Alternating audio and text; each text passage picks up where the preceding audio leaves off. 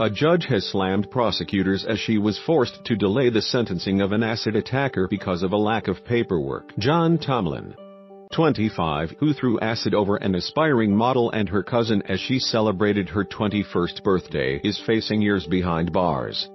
Resham Khan and cousin Jameel Muhktar, 37, were covered in acid as they sat in their car at a red traffic light in Beckton, East London. They were both in court today with members of their family, only to see Tomlin's sentence put off until next month. Tomlin admitted 2 counts of causing grievous bodily harm with intent more than 3 months ago at Snaresbrook Crown Court. Judge Sandy Canavan had asked the prosecution to provide medical reports for Ms. Khan and Mr. Mukhtar along with victim impact statements. She had also ordered psychiatric reports to assess the level of danger Tomlin poses to the public. To add to the victim's outrage, Tomlin, who has 6 teardrops tattooed on his face, taunted them from the dock during the brief hearing. Judge Canavan said, "I am very sorry that the defendant cannot be sentenced today. You are going to receive a custodial sentence of many years. I cannot sentence you today because I do not have the information before me, so I will have to adjourn sentencing to the 20th of April. I am also ordering that the head of CPS London North write to me within 7 days explaining the defects of this case." The Crown Prosecution Service have done precisely nothing. Under what circumstances do the CPS think it is right to upload documents on the morning of sentence? Both victims are in court today. I wanted psychiatric reports, medical evidence and impact statements. Imagine my surprise that yet again, apart from some evidence from Ms. Khan, the Crown had failed to comply with my orders. He then threw more of the acid at Mr. Mukhtar. The 2 victims tried to drive off, pursued by the attacker, before their car crashed into a fence and the man fled the scene. Mr. Mukhtar was also badly burned as the liquid was hurled through the car windows left open on a warm summer's day.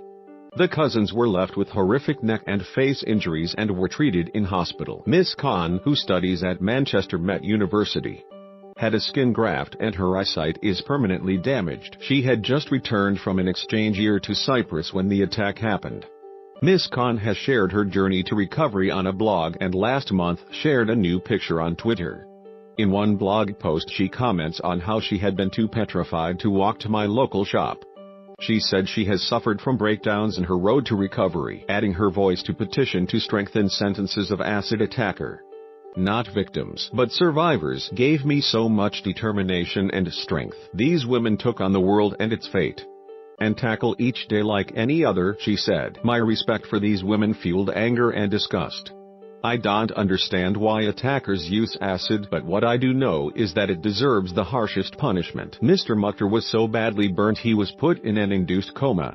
He was left deaf in one ear, damage to his right eye and extensive burns to his upper body, arms, legs, back, neck and face. Mr. Mukhtar gave an interview to Channel 4 after the attack and similarly said how he couldn't be around anybody. He said, "I'm embarrassed to even talk to people. I don't go outside anymore. I can't even look at myself in the mirror." Police have previously said there is nothing to suggest the attack was racially motivated.